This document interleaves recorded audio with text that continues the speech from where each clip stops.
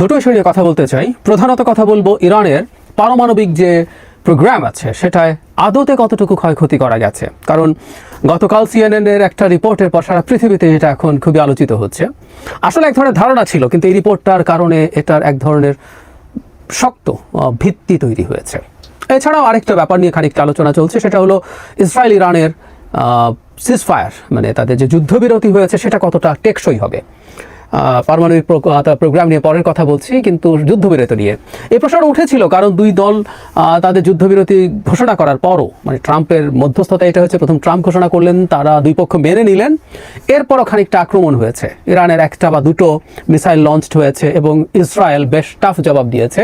এবং খুবই interestingly Donald ট্রাম্পের তিনি বিমানে ওঠার আগে সাংবাদিকদের সাথে কথা বলছিলেন, কেউ কেউ হয়তো দেখেছেন, তিনি ইরানের উপরে বিরক্তি প্রকাশ করেছেন এবং উনি ইসরায়েলের উপরও খুবই টাফ ভাষায় বিরক্তি প্রকাশ করেছেন এবং উনি খুব শক্তভাবে দাবি জানিয়েছেন, আহ্বান জানিয়েছেন নেতানিয়াহু যাতে তার আইডিএফের ফাইটারগুলোকে ফিরিয়ে নেয়। উনি খুবই বিরক্ত দেখলাম। কিন্তু আমাদের অনেকে মনে করি যে সিজফায়ারটা টিকবে না। আমি অনেকে এভাবে লিখতে দেখছি। আমি ব্যক্তিগতভাবে মনে করি সিজফায়ারটা লম্বা সময় টিকবে। আমি গতকাল যখন কথা বলেছি তখন এবার জানিয়েছিলাম আপনাদের, সেটা হলো এই যুদ্ধটা চালিয়ে যাওয়ার মতো, যুদ্ধ বা সংঘর্ষ যাই বলি না কেন, এটা চালিয়ে যাওয়ার মতো অবস্থায় আসলে ইরান ইসরায়েল কেউ নেই। দুই দলেরই, দুই দেশেরই কারো বড় কোনো ইনসেন্টিভ নাই যেটার মাধ্যমে তারা আসলে এই যুদ্ধটা চালিয়ে যেতে পারে। প্রত্যেকেরই তার অ্যাপারেন্টলি চাওয়াগুলো পূর্ণ হয়েছে। এখন এগোতে থাকলে দুই পক্ষেরই ক্ষতির সম্ভাবনা আছে। এটা শুধু রাষ্ট্রের ক্ষতি তা না, তাদের অভ্যন্তরীণ রাজনীতি আছে, ক্ষমতা আছে, দুই দেশের কথাই বলছি। তাদের আসলে মেজর ইনসেন্টিভ নাই ইরানের জন্য এটা চালিয়ে যাওয়া। মানে হলো এখন আমেরিকা অলরেডি ঢুকে গেছে। আমেরিকা যেহেতু ঢুকে গেছে, এখন আমেরিকার মানে বেইজে এক ধরনের সিম্বলিক হামলা চালিয়ে এটা শেষ করা গেছে। কিন্তু আমেরিকা যদি আরও মেজর স্কেলে এসে হাজির হয়, তার হাতে অত অস্ত্র নেই যে সে এখন শুধু ইসরায়েল না, অন্য ফ্রন্টেও সে আবার মিসাইল অ্যাটাক করতে হবে। আমেরিকার 17টা ঘাঁটি এবং বড় এবং ছোট মিলে 17টা প্রেজেন্স আছে।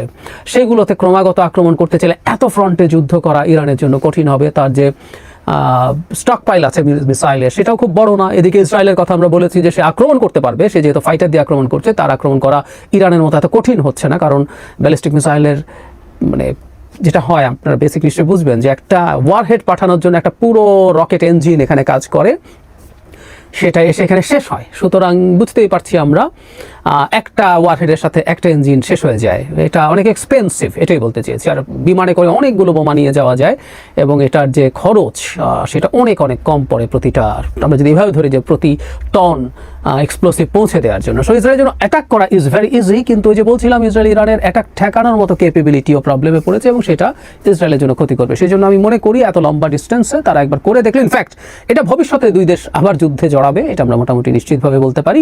তার জন্যই দুই দেশ পরস্পরের কে কি করতে পারে, তার কতটা ক্ষমতা, সেগুলোর এক ধরনের পরখ করে নিয়েছে এবং এই জন্য তারা এবারকার মতো থেমে যাবে, এটা আমি সত্যিই প্রেডিক্ট করি। আসি মূল প্রসঙ্গতে, সেটা হলো যে নিউক্লিয়ার ম্যাটেরিয়াল বা নিউক্লিয়ার স্থাপনায় কী ক্ষতি করা গেছে। বিশেষ করে ফোর্দো নিয়ে আমরা অনেক বেশি আলোচনা করেছি। সেটা নিয়ে সিএনএন একটা রিপোর্ট করেছে, যেখানে তারা সরকারি পেন্টাগনের সাথে লিঙ্কড একটা প্রতিষ্ঠানের সার্ভে করেছে। তারা এই যে যুদ্ধের পর ব্যাটেল হলো, একটা যুদ্ধ হলো, তারপর কী ধরনের ধ্বংস হয়েছে সেটা নিয়ে সার্ভে করেছে। নানান রকম ডেটা, স্যাটেলাইট থেকে ডেটা দিয়ে এটা এক ধরনের ধারণা করা যায়, সেই প্রযুক্তি তাদের আছে এবং অন্যান্য ইন্টেলিজেন্স সব একত্র করে তারা বলছেন এখানে তেমন কোনো ক্ষতি হয়নি। মানে অন্য দুটো তো আমেরিকা অ্যাটাক করেছে, নাতাঞ্জ এবং ইস্পাহান, দুটোতেই, কিন্তু ওখানেও তা না, কিন্তু বেশি আলোচিত ছিল ফোর্দো। কারণ আমরা এটা জানি যে মাটির গভীরে এখানে মূল সেন্ট্রিফিউজগুলো ছিল যেখানে ইউরেনিয়াম এনরিচমেন্ট হয়। মানে এটা আমরা চোখ বন্ধ করে ধরে রাখতে পারি যে এখানে তাদের হাতে, ইরানের হাতে যে 60% এনরিচড ইউরেনিয়াম ছিল 400 কেজি, এটা ওখানে ছিল না, এটা ফর শিওর। এখানে একটা হামলা ইমিনেন্ট ছিল, এটা ইরান জানে। সুতরাং ওটা তার কাছে, সে অন্য জায়গায় স্থানান্তর করেছে, এটা আমরা বলেই দিতে পারি। এবং ওখানে অ্যাটাকের পর তার যে রেডিয়েশন ইনক্রিজ না করাও সেই একই ধরনের বার্তা আমাদেরকে দেয়। এটা ঠিক আছে, কিন্তু বাকি কি ছিল? এটা তো স্থাপনা আছে, সেন্ট্রিফিউজ সব কি সরিয়ে নেওয়া গেছে বা যাবে, বা যদি থেকেও থাকে সেগুলোর কি করা গেল? ওই রিপোর্ট রীতিমতো এমন বলছে যে এটা ধ্বংস করার মানে ট্রাম্প যেভাবে বলছেন এটা একেবারে টোটালি ডিস্ট্রাক্টেড অ্যান্ড অবলিটারেটেড, এরকম শব্দ ব্যবহার করছেন, এরকম কিছুই হয়নি। এখানে কিছু ক্ষয়ক্ষতি হয়েছে এবং সেটা সর্বোচ্চ কয়েক মাস তাকে পিছিয়ে দিয়েছে, এরকম একটা ভাষা তারা ব্যবহার করে বলছেন। বলা বাহুল্য, এই ধরনের রিপোর্ট নিয়ে যখন হোয়াইট হাউসকে জিজ্ঞেস করা হয়েছে তারা এটা অস্বীকার করেছে এবং বাংলাদেশ টাইপের জবাব, ট্রাম্প অবশ্য বাংলাদেশের প্রধানমন্ত্রীদের টাইপ একজন প্রেসিডেন্ট, ওখানে বলা হচ্ছে যে প্রেসিডেন্টের ইমেজ ক্ষুণ্ণ করার জন্য নাকি মিথ্যা তথ্য সামনে আনা হচ্ছে। আসলে আসলে তেমন কিছু হয়নি, এতে কোনো রকম কোনো সন্দেহ নাই। সেন্ট্রিফিউজ সহ সব কিছু ইরান খুব দ্রুতই আবার ঠিক করে নিতে পারবে এবং অনেকে মনে করেন যে এবারকার ঘটনার পর ইরান নিজকে অনেক বেশি ইনসিকিউর ফিল করবে এবং সে যদি ইনসিকিউর ফিল করে তার বোমা সে আসলে বানিয়ে ফেলার চেষ্টা করবে। এটা থেকে আসলে সে খুব বেশি দূরে নাই এবং সিএনএনের এই রিপোর্ট থেকে আমরা বলতেই পারি যে সেন্ট্রিফিউজও আসলে সেই অর্থে এখানে ক্ষতিগ্রস্ত হয় না। এবং শুধু সেটা না, আমি জেনারেল পেট্রিয়াসকে কথা বলতে দেখলাম, উনি জয়েন্ট চিফ অফ স্টাফ ছিলেন, সিএ ডিরেক্টর ছিলেন। যদি পেট্রিয়াস মানে কোনো একটা চ্যানেলে কথা বলছিলেন, উনি অবশ্য হাইলি বিশ্বাস করেন যে না, প্রচণ্ড ক্ষয়ক্ষতি হয়েছে ফোর্দোতে। কিন্তু তার কাছ থেকে আমি অন্য একটা তথ্য জানলাম যেটা উনি বিশ্বাস করেন। আরেকটা তথ্য ছড়িয়ে পড়েছিল যেটা লোকেশন, যে ফোর্দোর লোকেশন তো আইডেন্টিফাই করা গেছে, কিন্তু ইরানের আরেকটা একই ধরনের স্থাপনা আছে, এই আলাপ আছে এবং পেট্রিয়াসকে দেখলাম তিনি সেটা বিশ্বাসও করেন অনেকটাই। মানে উনি এটাকে জাস্ট উড়িয়ে দেন না, উনি যথেষ্ট সম্ভাবনা আছে বলেই বলেন। এবং আমরা সাধারণ কাণ্ডজ্ঞান থেকেই বুঝতে পারি ইরান যখন এই ধরনের একটা ঝুঁকির মধ্যে দীর্ঘদিন থেকে ছিল, ইরান আসলে ইসরায়েল যা করেছে এরকম একটা ঝুঁকিতে ইরান দীর্ঘদিন থেকে ছিল, ইরান জানে। সুতরাং ইরান যে অল্টারনেটিভ তৈরি করেনি তা বলা যায় না। সুতরাং ইরানের এই ধরনের ঘটনাও মানে এই ধরনের স্থাপনা আরও থাকতে পারে, এক বা ইভেন একাধিক নেই কে বলবে, থাকতেই পারে। তো এই যদি বলি তাহলে আসলে এই যে যুদ্ধ বা সংঘর্ষ যাতে শেষ পর্যন্ত আমেরিকাও ইনভলভ হলো, সেটা আদতে ইরানের এই জায়গায় খুব ক্ষতি করে। ইরানের খুব বেজার একটা ক্ষতি আসলে যেটা তাকে কাটিয়ে ওঠার চেষ্টা করতে হবে, সেটা হচ্ছে তার দেশে ইসরায়েলের গোয়েন্দা সংস্থার উপস্থিতি। এটা শুধু এইবার যে তাদের এরকম টপ মানে মিলিটারি চিফ, আইআরজিসির এয়ারের চিফ, নিউক্লিয়ার সায়েন্টিস্ট, তাদের আইআরজিসির ইন্টেলিজেন্স চিফ, এইগুলো যে হত্যা করতে পেরেছে তা শুধু না, দীর্ঘদিন থেকে ইরান এই ধরনের ইসরায়েল এই ধরনের কাজ ইরানের ভেতরে করে গেছে। ইরানকে এই ব্যাপারগুলো নিয়েই মাথা ঘামাতে হবে, সিরিয়াস হতে হবে। ইসরায়েলের এটাও আবার একটা বিরাট সাফল্যের জায়গা, কিন্তু মূল যে ক্ষতি করার কথা বলা হচ্ছিল যে ইরানের মানে পারমাণবিক প্রযুক্তি, সেটা আসলে কিছু হয় নাই। এবং এটা সোফার যেটা বোঝা যায়, এটা ঠেকানোর আসলে এখন উপায় আমরা বলবো ইরানের রেজিম পরিবর্তন বা ইরানকে দখল করে ফেলা। এর দুটার বাইরে আসলে কোনোভাবে সম্ভব বলে মনে হয় না, কারণ আমেরিকা তার হাতের শেষ ট্রাম্প কার্ড বলি আমরা, ট্রাম্প কার্ডটা ব্যবহার করে ফেলেছে। যে বোমাটা তারা ফোর্দোতে ফেলেছে এটা পৃথিবীতে ওয়ান অফ এ কাইন্ড, এরকম একটা বোমাই আছে, মানে একটা টাইপ আর কি, JBU-57।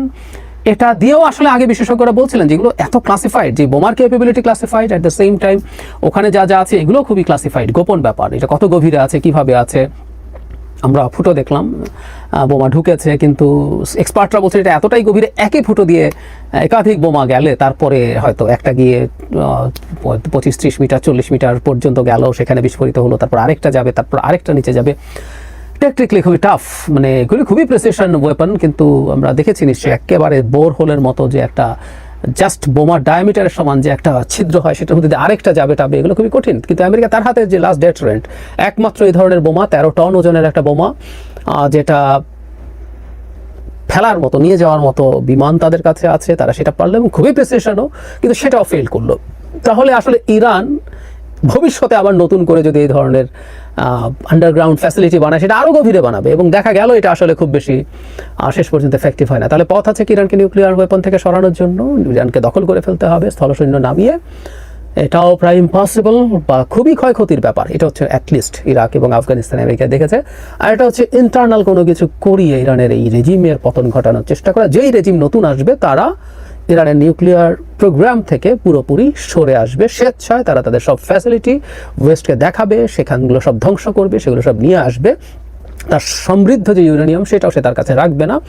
এই ধরনের একটা সরকার ইসরায়েল এবং আমেরিকার জন্য লাগবে সামনে, এবং সেটা অবশ্যই বাইরে থেকে অ্যাটাক করে, প্রয়োজনে কিছু অ্যাটাক করা হবে অস্থিরতা তৈরির জন্য, কিন্তু মূলত ইন্টারনালি কিছু চেষ্টা সেটাই হবে। এবং বলা বাহুল্য ইরান নিজেও এটা জানে, ইরান যেহেতু নিজেও এটা জানে, ইরান এবার এটার পাল্টা ব্যবস্থা, বিশেষ করে মোসাদ ইসরায়েলের গোয়েন্দা সংস্থার তৎপরতা কমানোর জন্য সর্বোচ্চ চেষ্টা করবে। তারা এখন ধরপাকড় শুরু করেছে, কিন্তু আমি প্রায় একটা কথা বলি যে এটা তো এবার হঠাৎ করে হয় নাই। এর আগে তাদের নিউক্লিয়ার প্রোগ্রামের চিফকে হত্যা করা হয়েছে 3-4 বছর আগে এক অবিশ্বাস্য কায়দায়। তো তারপরও তো তাদের যথেষ্ট সিরিয়াস হওয়ার কথা ছিল। হওয়ার পরও যেহেতু মোসাদ পেরেছে, মোসাদকে আসলে ওরা কীভাবে ঠেকাবে, কতটুকু ঠেকাবে বা কতটুকু পারবে, এটাও গুরুত্বপূর্ণ প্রশ্ন হিসেবে আমাদের সামনে হাজির হচ্ছে।